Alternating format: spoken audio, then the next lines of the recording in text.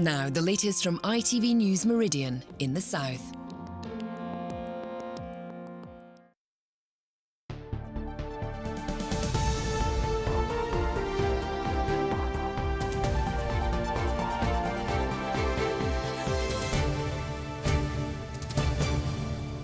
Good evening, welcome to ITV News Meridian. Tonight's headlines here in the south. Safety first after Shoreham. Tighter controls on all air shows after the Sussex tragedy. But is it enough? Priced out of the market why you'll need a £66,000 salary if you're a first-time buyer. How safe is your money? Fraudsters find new ways of targeting debit and credit cards. And that shrinking feeling, how the 18-inch waist, popular with Victorian ladies, is making a reappearance.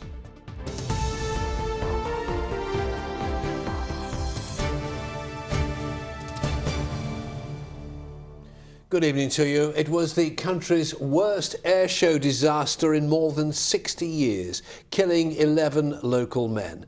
And today, new measures were announced to tighten safety regulations at future air displays. Thousands of spectators looked on in horror as the vintage jet crashed onto the A27 at Shoreham last summer. Now, stunts will be performed higher in the sky and further away from crowds. Well, the enhanced measures announced by the Civil Aviation Authority include increasing the distance between the display line and crowds at shows, increasing the minimum altitude at which ex-military jets can carry out manoeuvres. More feedback is to be given before and after displays, and tougher checks on the experience and competence of pilots. In a moment, we shall hear from our correspondent Malcolm Shaw, who's in Shoreham tonight, and from our political correspondent Phil Hornby with reaction from Westminster. But first, Malcolm Shaw's report on the new regulations. The Shoreham air crash prompted the Civil Aviation Authority to review every aspect of flying display safety. Today, solicitors representing the families of the 11 victims welcomed the new regulations, but questioned why they weren't already in place. This huge tragedy was a huge wake-up call for the authority, and clearly showed that the existing rules were not strict enough, and that the authority needed to have a more proactive oversight of air shows. The crash happened when a vintage Hawker Hunter failed to come out of a loop manoeuvre. The new regulations mean that ex-military jets will have to fly at higher altitudes to perform aerobatics and be further away from crowds. There'll also be more scrutiny of how competent pilots are and better feedback on safety issues following displays. No one from the Shoreham Air Show was available for interview today, but the organisers told us they always adhered to the latest CAA regulations, and they agree it's vital spectators are given every protection possible. Industry experts say air displays have a good safety record. What we don't want is so much regulation that it makes it more dangerous to fly, because everyone's worried all the time about, are they going to do this, are they going to do that? At the end of the day, the law says the pilot in command is responsible for the safety of his aeroplane. Let's keep it at that. A lot of the guys that do this are ex-military pilots. Now, that means they're particularly talented people, but it may have been some while since they actually performed those manoeuvres in high-performance aircraft. So I think that the restrictions that they're discussing to do with training, the authorisation, and also the medical standards of those pilots is probably very appropriate in the current climate. The air crash left the community in shock and disbelief. 8 months on, do local people think the show has a future? I hope it will be back, because it brings trade to Shoreham and everything. The sea's a possibility. Even if 50% was over the sea, they'd still have a lot more space to keep away from the crowds over the bit of land that was left, wouldn't they? Despite the new safety measures, there'll be no Shoreham Air Show this summer. It's already been cancelled as a mark of respect to the dead and injured. Well, Malcolm Shaw is in Shoreham for us. Malcolm, these new regulations don't just affect Shoreham, do they? No, that's right, Fred. There are around 300 public air displays in the country, attracting around 6 million spectators each year, and these rules will apply to all of them.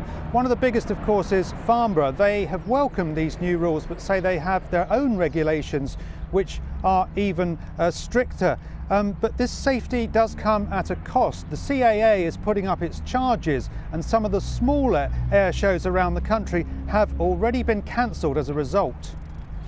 And Malcolm, at what stage is the investigation into the exact cause of that Shoreham crash? Well, Fred, we've had the two interim reports by the Air Accident Investigation Branch. Their final report, which is due to pinpoint the cause of the crash here, is expected sometime over the summer. Sussex Police, meanwhile, are still pursuing their inquiry to see if anyone should be prosecuted. But red tape means that they've had to apply to the High Court to get some of the evidence they want. Malcolm, thank you very much indeed. Our reaction now from Westminster, and our political correspondent Phil Hornby has sent this.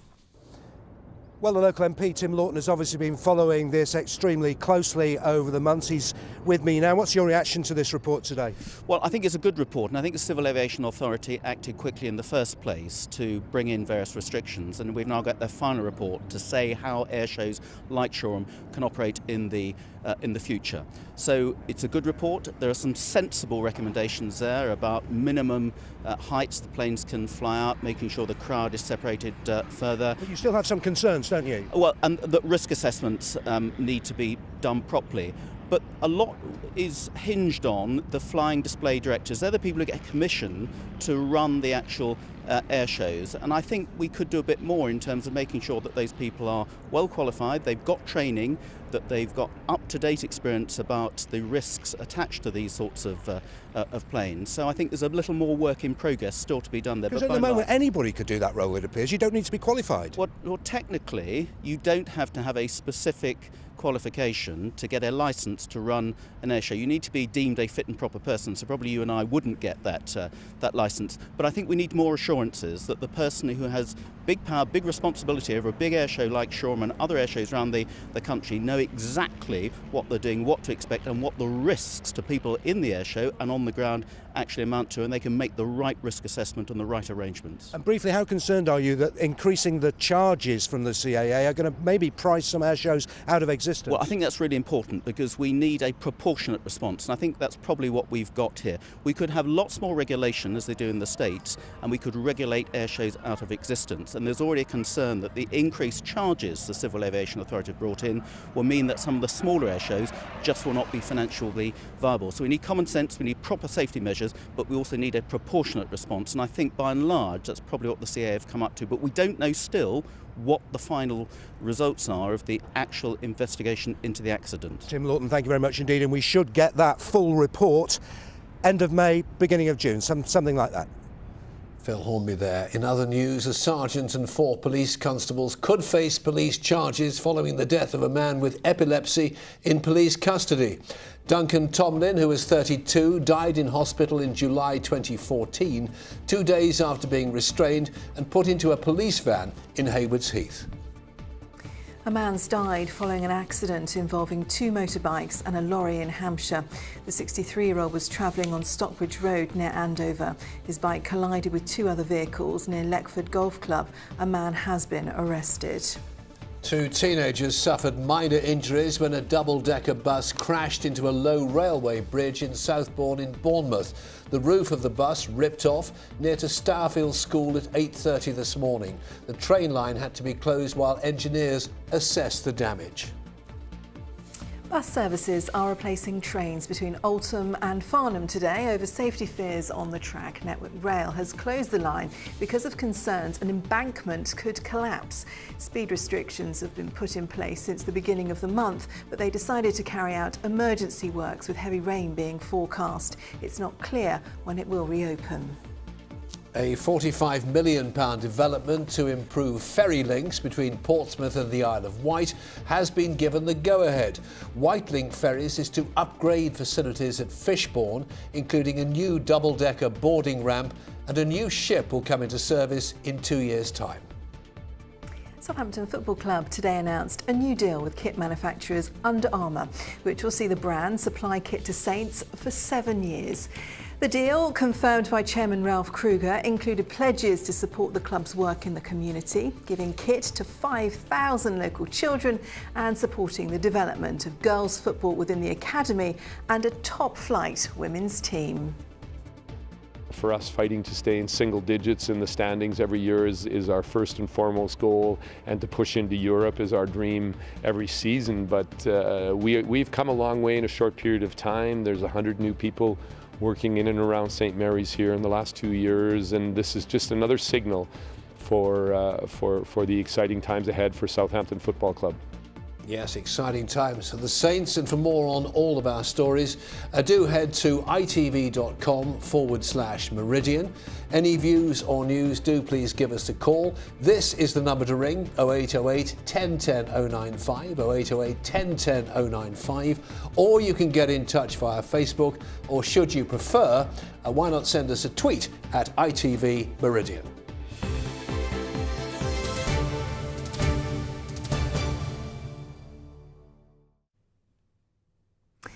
First-time buyers in our region will need to earn an annual salary of £66,000 if they want to buy a new home by the year 2020. Yes, figures from the housing charity Shelter show that house prices are rising much quicker than wages. In Reading, for example, the current average house price is almost £279,000. The current salary for a worker in the town is just over £29,000. In the last 5 years, house prices have risen by 40%, while wages have fallen by 1%. In Brighton and Hove, house prices are up 35%, but wages went up just 2%. And in Oxfordshire, house prices have risen by 27%, with wages going up just 4% in 5 years. And in Hampshire, house prices are 20% more than in 2010. Wages have increased 8%. In a moment, we shall speak to the charity Shelter, but first this from our reporter, Sarah Saunders. Bethan Minter feels as though the bottom rung of the housing ladder has never been harder to reach. She and her partner would love to buy a house in the area where they were raised, but they can't afford to. When you're trying to rent at the same time as saving, a large amount of what you earn goes on your rent, and therefore you can barely save enough to make any decent indent with savings each month. Also, just prices seem to go up so fast that every time you think you've got a sort of a goal in mind of that's realistic for you to get to for a deposit, it just goes up even further. Very few of my friends have been able to afford to buy. Those who have, they've either had a windfall of inheritance, or their parents have been able to help them out. Constant saving up also means the couple feel they have to delay other life goals. It's like we couldn't get married if we wanted to get married because we couldn't afford to. We couldn't start a family, not that we intend to anytime soon, but it's something that can't even be on the cards. I can't see us being able to buy for many years. According to figures from the housing charity Shelter, Reading is one of the areas where runaway house price increases are furthest away from wage increases, meaning many young people need help to buy.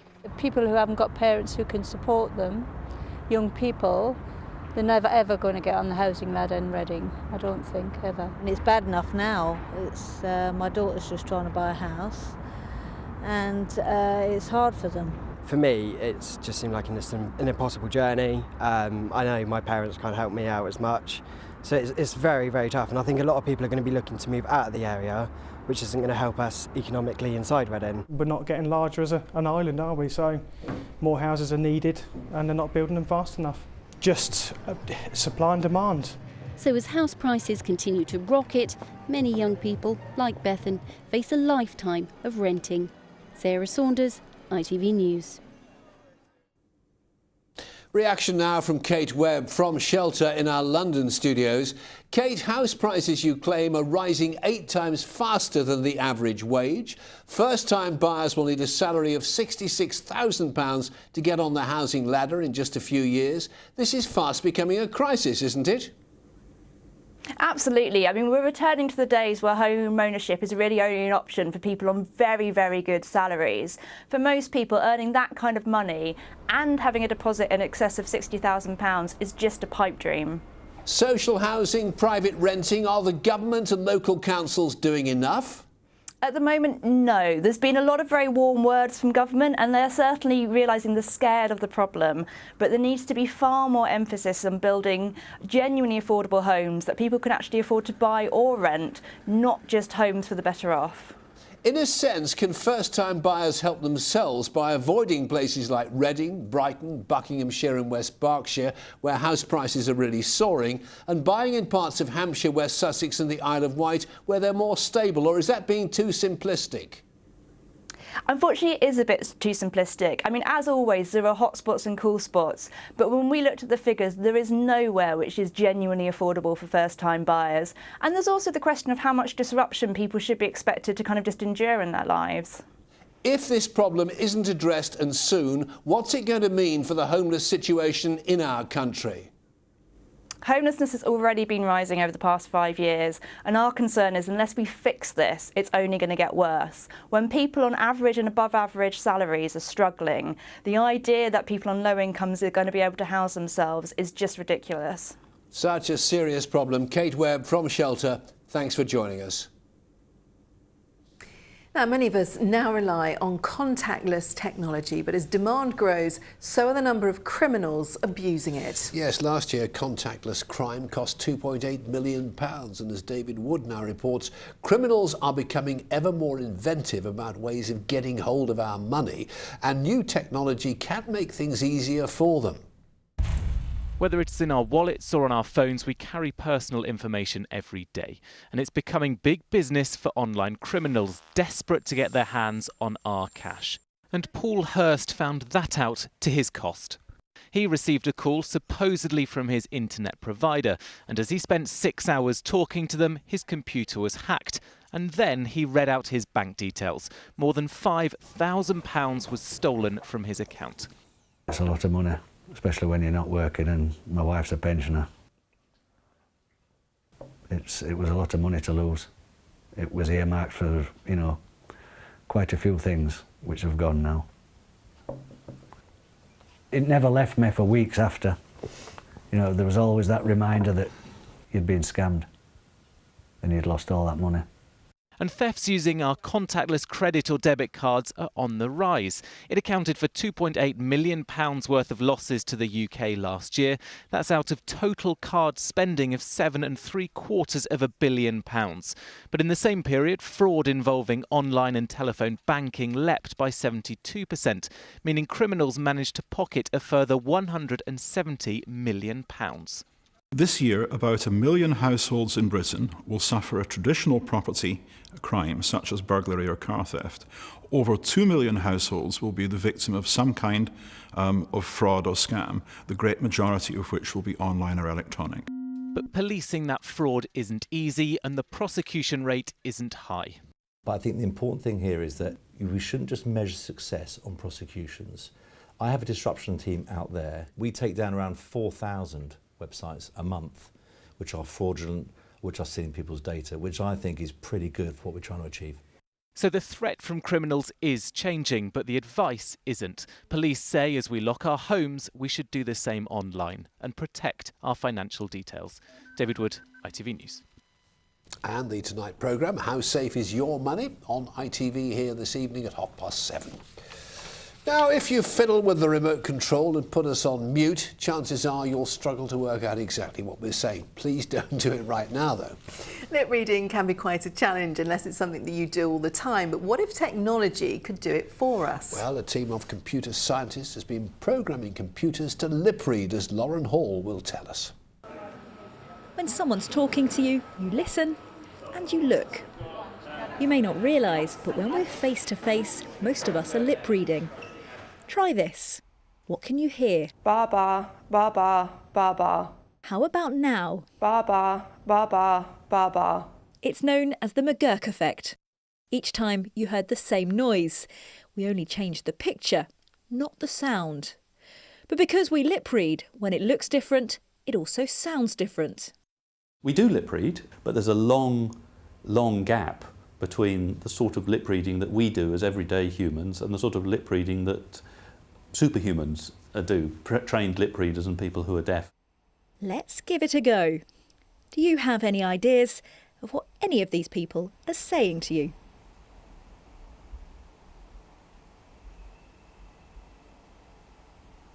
If you found that quite challenging, it just shows you that it's not that easy to lip read.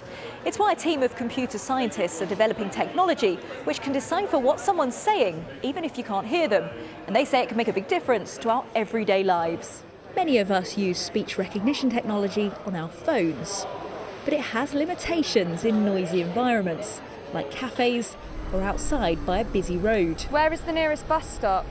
It wouldn't be a problem if our phones could lip read. That's the aim of these computer scientists, who are trying to make it a reality. So our job is to convert video into data that we can use for lip reading. The idea is to take keyframes, we dot around them, feed them into a mathematical algorithm, and that gives us a combined model of the shape of the lips and the appearance of the lips. And that's what we use for doing lip reading. It's been suggested that one day it can even be applied to CCTV, opening up the debate on privacy, with Big Brother not only watching what we do, but what we say. On that note, let's return to our volunteers to find out what they were saying to us. A, B, C, D, E, F, G. H, I, J, K, L, M, N, O, P. Q, R, S, T, U, V. W, X, Y, Z. It's as simple as that. Well, to be fair, it's only simple when you can hear them. But in the future, when words are spoken but not heard,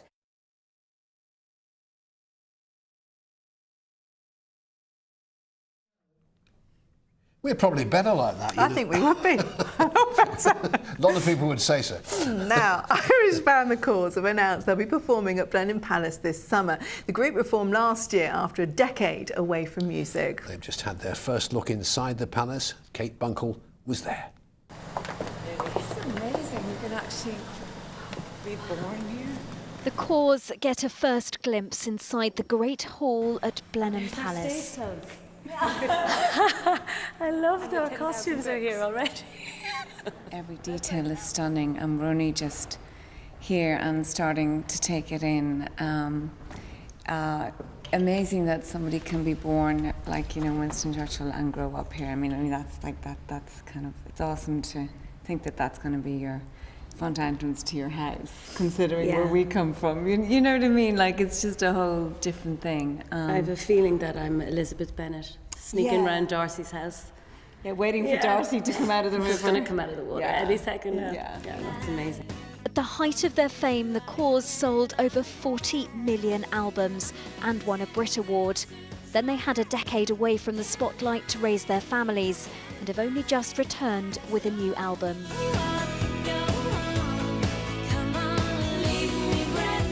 I think we all missed it. We didn't quite anticipate that we'd be taking the break that we did, but I think it makes us appreciate it all the more, and we love performing. But performing at Blenheim might not be as easy as some of the less historic venues they've been used to. Our interview is almost scuppered by the palace's noisy radiators. There's such a spinal tap. What the noise? There's another one going on over there. It's like serious spinal tap happening. Oh, here's this one's going now. The Cause promise a mix of old and new songs at the Nocturne concert on the 24th of June. Kate Bunkle, ITV News, Blenheim. And we'd love to go, wouldn't we? We would love to go. We're going to try and get tickets. We love The Cause. Now, we all know fashions change over the years, and that also applies to what we wear underneath our clothes. A new exhibition is exploring the history of underwear through the ages, and if you thought that 18-inch waists, yes, 18 inches, incredible, were a thing of the past, then think again. You see, comfort often plays second fiddle to fashion, as we know only too well. Here's Toby Sadler. Pants from the present and pantaloons from the past.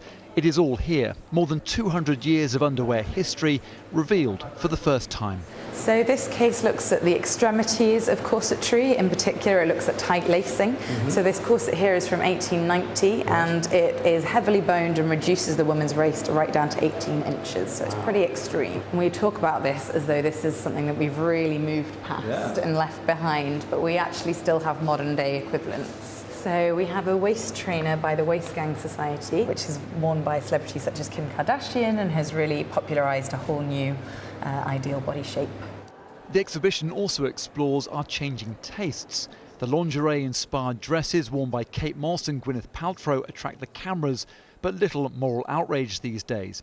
However, our ancestors would be appalled. So although you would be able to see a flash of petticoat, stockings, a fine shirt front in the past, and that would just asserted your status, showed how rich you were, to reveal particularly anything to do with your lower body was considered deeply shocking. With the blushes of the past behind us, the exhibition shows just how far we've come. And it's not just the women who've progressed. The history of men's underwear is also featured here, from garments that enhance various body parts to undershirts dating back more than 150 years, sharing space with David Beckham's pants and even the humble Y-front. The show is a celebration of engineering, design and art. There is real passion here. I love emotion, intimacy, secret, poetry, and for me, lingerie is all that. There are also Days of the Week knickers and disposable paper pants. Toby Sadler, ITV News. Something to think about. Can't get over that 18-inch waist, I can't. I can't either. Or the paper pants. Anyway, let's move on. Weather time now, Manani Luca.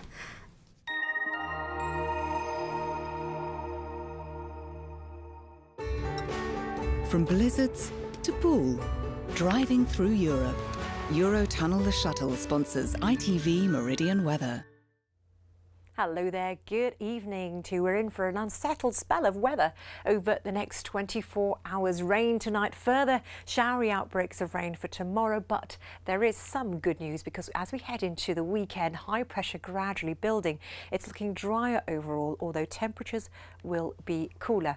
So let's get the detail through the rest of this evening. We'll continue to see this band of rain push up from the southwest, so some steady, persistent rain for a time. That first batch of rain moves northwards, but behind it, more showery rain to push in. So by tomorrow morning, we are looking at a fairly cloudy picture overall. Outbreaks of rain through the morning, some breaks developing in the cloud to give us some bright spells, but it is going to be staying unsettled. The rain on and off through the course of the day. It's probably worth keeping your umbrella to hand. Temperatures tomorrow afternoon reaching highs between 12 and 13 degrees Celsius. Into the weekend, though, things improving. Perhaps a few showers around on Saturday, but with high pressure building into Sunday and staying with us through the start of next week as well. It's looking largely dry and fine. Have a good evening. Bye-bye for now.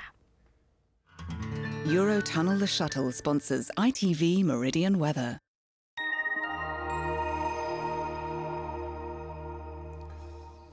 Now, just a quick look ahead to tomorrow's programme when we'll be finding out about the pioneering research going on in the south into ovarian cancer. Yes, we shall be meeting the scientists who are working to discover which drugs work best for different women, avoiding months of trial and error treatments.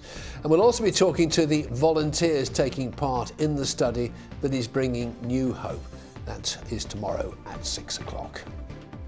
Now, in just a moment, the ITV Evening News with Mary Nightingale and Mark Austin. Stacey has got our late news, so do join her if you can. But for now, from the team here at ITV Meridian, thank you very much indeed for watching. Enjoy the evening, take good care of yourselves, and we'll see you again very soon. From us all, bye-bye. Good night.